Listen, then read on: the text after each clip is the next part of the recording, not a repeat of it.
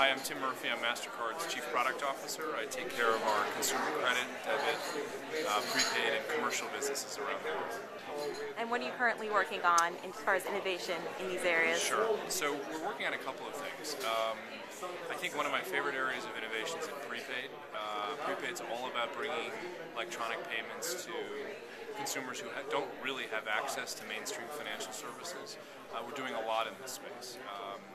We have some work underway to, in the U.S., figure out how to give a credit score to consumers based on how they spend on prepaid cards. What a great bridge to build to kind of create an opportunity within financial inclusion. I think actually another major driver of prepaid growth is creating spend segmentation solutions for bank consumers, so giving consumers a way to spend money in different buckets. And if you go upstairs, you'll see our Access Prepaid Worldwide colleagues. That's a business we bought last year.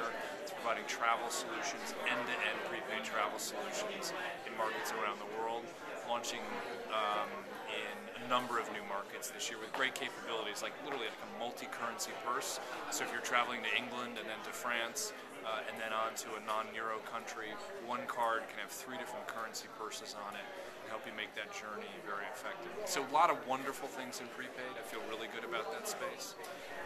We're also innovating for affluent consumers.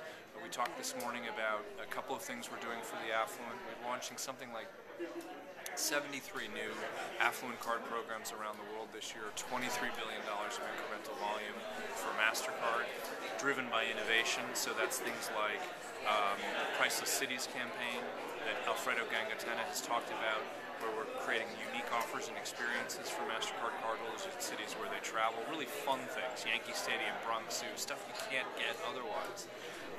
And we're doing services like Price Assure, which is a product we launched here in the U.S. this year to help consumers track airfare spending and get credits if fares are subsequently reduced. So a lot of things in the affluent space that we feel very good about. How has the new regulatory landscape in the U.S. impacted the overall business development plan?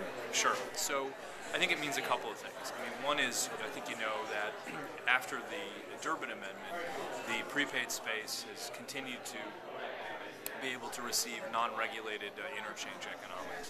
So we think that'll be a real driver for prepaid in the U.S. going forward, because it gives prepaid issuers a pool of economics to innovate with and to create value for consumers. So we're looking hard at that space and continuing to develop there.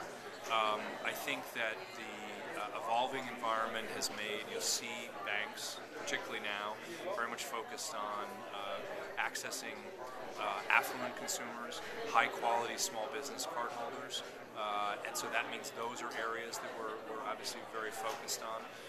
And even within the debit space, while I think the regulatory environment is clearly a challenge, the reality is debit spend, while promoted by banks, is fundamentally driven by consumers wanting to spend with electronic cards, and so that'll continue to be a solid space for us. And our last question, Sure. Please fill in the blanks. Cash is? Someday cash will be dead.